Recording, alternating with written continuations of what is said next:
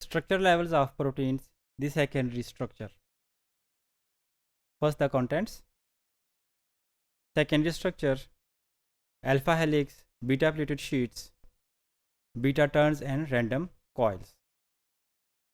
Student secondary structure को discuss करने से पहले अगर हम देखें तो जब भी कोई प्रोटीन सेल के अंदर सिंथेसाइज होती है, प्रोटीन की सेल के अंदर जो सिंथेसिस है वाया राइबोसोम्स होगी, राइबोसोम सिंथेसाइज करवाएंगे, तो जो प्रोटीन का सबसे पहला स्ट्रक्चर था वो बिल्कुल लीनियर चेन की फॉर्म में है, तो उस लीनियर चेन को हम कहते हैं कि ये प्रोटीन का प्राइमरी स्ट्रक्चर है।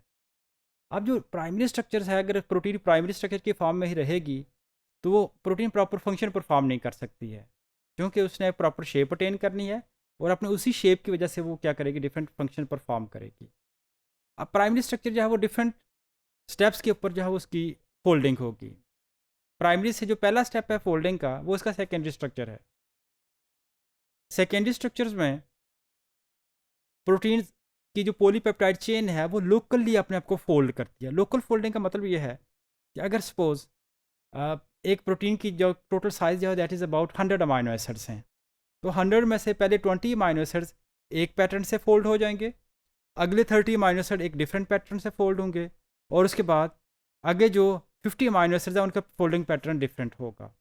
यानी 100 अमाइनो एसिड्स हैं लेकिन रीजन वाइज अपने अपने तौर पर वो क्या कर रहे हैं, फोल्ड हो रहे हैं। इसीलिए तो सेकेंडरी स्ट्रक्चर जो है वो बेसिकली एक लोकल फोल्डिंग ऑफ पॉलीपेप्टाइड। पूरी पॉलीपेप्टाइड चेन की इकट्ठी फोल्डिंग का नाम नहीं है ये, बल्कि डिफरेंट रीजन्स या different fragments of polypeptide chain they fold differently, तो उसको हम क्या कहेंगे, ये क्या है, इसका सेकेंडरी स्ट्रक्चर है। सेकेंडरी स्ट्रक्चर के अंदर दो मेजर टाइप्स हैं और दो माइनर टाइप्स हैं। मेजर टाइप्स हमारे पास जो हैं there is the alpha helix and beta sheets. Beta sheets को बीटा प्लेटेड शीट्स भी बोलते हैं, जबकि जो माइनर टाइप्स हमारे पास आएंगे वो है beta turns and random coils. आपने बीटा अल्फा हेलिक्स और बीटा शीट्स तो पहले भी पढ़े होंगे, लेकिन बीटा टर्न्स और रैंडम कॉइल्स को हम थोड़ा सा इसको जो है वो एलेबोरेट करेंगे। अल्फा हेलिक्स, हेलिक्स कहते हैं ऐसी चीज़ को जो घूमती हुई किसी एक तरफ जो बढ़ रही होती है, यानी कि जिसके अंदर एक जैसा स्प्रिंग है, स्प्रिंग एक हेलिकल फॉर्म है। तो अल्फा हेलिक्स के अंदर पॉलीपेप्टाइड चेन जो it attains the form of a helical structure.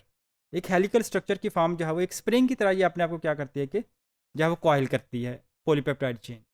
और पॉलीपेप्टाइड चेन का वो हिस्सा जो अपने आप को अल्फा हेलिक्स की फॉर्म में ला रहा है, ये सबसे ज़्यादा स्टेबल जो है पार्ट कंसिडर होता है।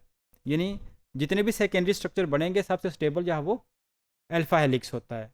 अल्फा हेलिक्स के अंदर अमाइनो एसिड एक्चुअली एक दूसरे से थ्रू हाइड्रोजन बॉन्ड जुड़े होते हैं, और ये फर्स्ट अमाइनो एसिड जो है it is linked with the fourth amino acid. पहला और चौथा अमाइनो एसिड आपस में हाइड्रोजन बॉन्डिंग करेंगे, इस तरह से दूसरा और पांचवा करेंगे, तीसरा और छठा करेंगे। तो हर अमाइनो एसिड अपने से चौथे नंबर के ऊपर जो अमाइनो एसिड मौजूद होगा उसके साथ जो है वो हाइड्रोजन बॉन्डिंग करेगा। Beta sheets, beta sheets are the secondary structure.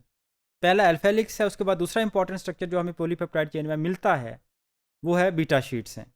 अच्छा, नाम इंडिकेट कर रहा है शीट, शीट का मतलब एक चादर की तरह चीज़ है, तो इसमें पॉलीपेप्टाइड चेन बेसिकली अपने आप को एक शीट्स के तौर पर अरेंज करती है, और फिर वो 2 या 3 या 4 शीट्स आपस में हाइड्रोजन बॉन्डिंग करती हैं। अब चूंकि पॉलीपेप्टाइड चेन शीट्स बना रही है, तो इसका मतलब है कि वो या तो पैरेलल होंगी या एंटी पैरेलल होंगी। अगर हम यहाँ दोनों डायग्राम्स को देखें, एक डायग्राम वो है जो अभी हमने बात की है अल्फा हेलिक्स की। इसमें मैंने आपको बताया कि फर्स्ट कार्बन यानी जो जिस पोजीशन के ऊपर एक अमाइनो एसिड मौजूद है, वो अमाइनो एसिड अपने से चौथे अमाइनो एसिड के साथ हाइड्रोजन बॉन्ड बनाता है। तो अगर हम इसको वेरी सिंपली देखें, जो भी इसकी पोजीशन इसको नंबर 1 अगर काउंट करते हैं, 1 2 3 एंड द फोर्थ, तो जो फोर्थ पोजीशन के ऊपर पहले कार्बन का ऑक्सीजन, ये बेसिकली ऑक्सीजन ये इसके कार्बोक्सिलिक ग्रुप का है, और चौथे नंबर के ऊपर जो अमाइनो एसिड है उसका जो अमाइनो ग्रुप का हाइड्रोजन है वो आपस में क्या करेंगे, हाइड्रोजन बॉन्डिंग करेंगे। फर्स्ट फोर्थ, इससे जो सेकेंड है वो अपने से आगे फिफ्थ नंबर के ऊपर जो वो चला जाएगा, तो इससे हर अमाइनो एसिड अपने से चौथी पोजीशन के साथ जो वो हाइड्रोजन बॉन्डिंग करेगा। बीटा शीट्स के अंदर जो हाइड्रोजन बॉन्डिंग है वो बहुत करीब के अमाइनो एसिड के साथ नहीं है, बल्कि एक लेयर के जो अमाइनो एसिड है वो दूसरी लेयर, दूसरी शीट के जो अमाइनो एसिड्स हैं उनके साथ हाइड्रोजन बॉन्डिंग करेंगे।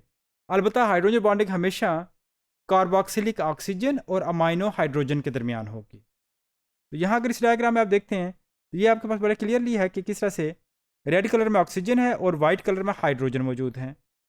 तो इस तरह से ऑक्सीजन और हाइड्रोजन आपस में हाइड्रोजन बॉन्डिंग कर रहे हैं, लेकिन ये दोनों एक दूसरे से बहुत डिस्टेंट हैं और एक दूसरे के आमने सामने आकर जब वो इसकी हाइड्रोजन बॉन्डिंग करेंगे शीट लाइक पैटर्न बनाएंगे। अच्छा, अब बीटा शीट्स इतना कम्पैक्ट स्ट्रक्चर नहीं है या इतना स्टेबल नहीं है जितना अल्फा हेलिक्स हैं, लेकिन फिर भी ये काफ़ी ज़्यादा स्टेबल होती हैं। Beta turns and random coils. Alpha helix और बीटा शीट्स तो हम राइट फ्रॉम मैट्रिक पढ़ते आते हैं कि ये प्रोटीन जो है सेकेंडरी स्ट्रक्चर के अंदर ये दोनों चीज़ें पाई जाती हैं। अच्छा, दो बीटा शीट्स जो अगर जब आमने सामने आती हैं तो आमतौर पर एक बीटा शीट यूँ जा रही है, अल्फा यानी पॉलीपेप्टाइड चेन यूँ जा रही है, आगे इसमें टाइट टर्न लेकर दूसरी बीटा शीट बनानी है। तो यानी दो बीटा शीट के दरमियान एक बड़ा ही टाइट टर्न मौजूद है, और इस टाइट टर्न को जो तकरीबन 180 डिग्री सेंटीग्रेड का 180 डिग्री का होता है, उसको हम क्या कहते हैं, बीटा टर्न का नाम देते हैं। तो बीटा टर्न दो बीटा शीट्स को आमने सामने लाता है। इसी तरह से प्रोटीन्स के अंदर कुछ ऐसे पॉलीपेप्टाइड के रीजन्स होते हैं जो ना अल्फा हेलिक्स बनाते हैं, ना बीटा शीट्स बनाते हैं, ना बीटा टर्न्स बनाते हैं। तो वो रीजन जो किसी तरह के कोई स्ट्रक्चर नहीं बनाते हैं, यानी बिल्कुल उनकी कोई ज्योमेट्रिकल शेप नहीं बनती है, तो उसको हम कहते हैं रैंडम कॉइल्स हैं। तो रैंडम कॉइल एक जनरल टर्म है, जब भी कोई polypeptide chain proper shape attain नहीं करती है तो हम इसको रैंडम कॉइल का नाम देते हैं।